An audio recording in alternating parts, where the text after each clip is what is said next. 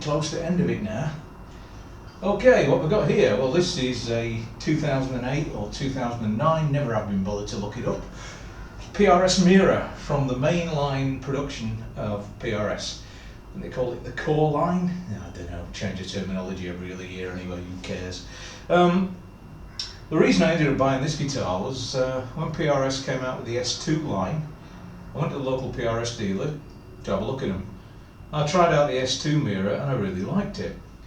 And I mentioned this on one of the guitar forums and somebody replied saying, well, if you like the S2 Mira, keep an eye open for the core production version. So I had a quick look around and guess what? I found this on Ishibashi.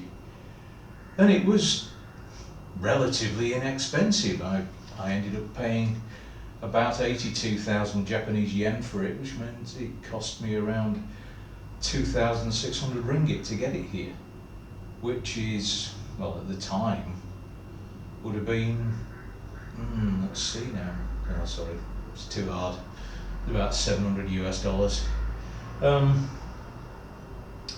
So what's the difference between this core line and the S2 version? Well, there's a couple of primary differences. Firstly, this one has got 24 frets as opposed to the S2, which has 22. It's got the same shaped body, you've got the same beveling on it. It's quite a thin mahogany body. I always call this thing the best SG that Gibson never made. You got the phase 3 locking tuners on there, which are pretty damn nice. And you can tell the main give for, between this and the S2 is that the S2, the pick guard comes around and forms the pickup surrounds, whereas this has got a separate pick guard and pickup surrounds.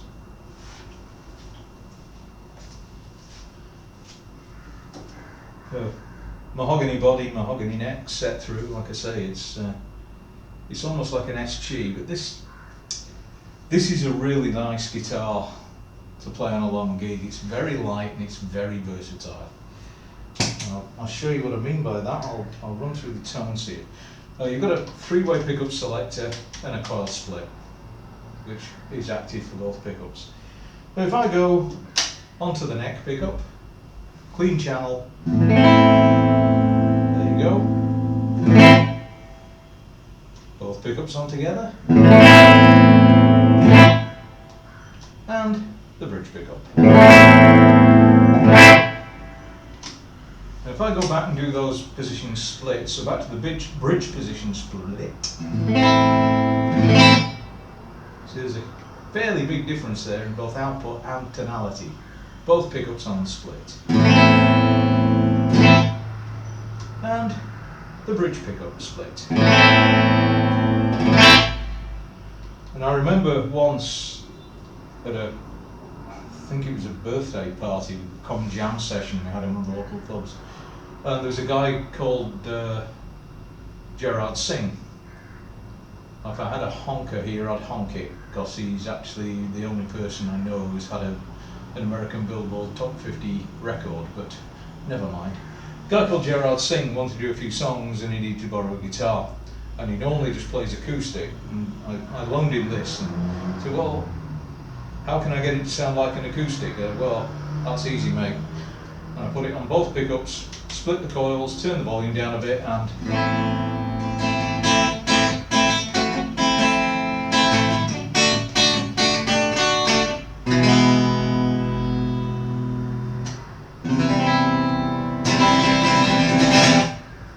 it's not a dead nuts duplicate, but it's not far off. And he was happy with it anyway. Anyhow, let's do some crunch tones. I'll go back to the full humbucker mode, back with the bridge pickup, give you some crunch tones. Here again, A minor, neck pickup. Both pickups on together. And the bridge pickup. I'll give you those again with split coils.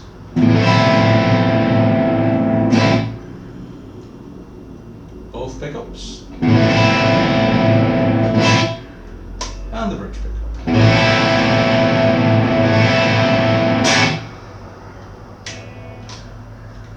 So yeah, this guitar rapidly became the one that my bandmates insisted I bring to every gig and practice. It was always a case of, you're bringing the Mira, what you're bringing is backup. Because all they wanted to hear was the way this thing sounded. And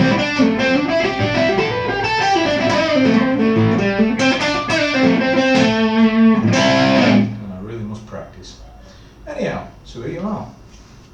PRS Mira from the core production line, first or second year of production. There are a few variants on the Mira that came out after this one.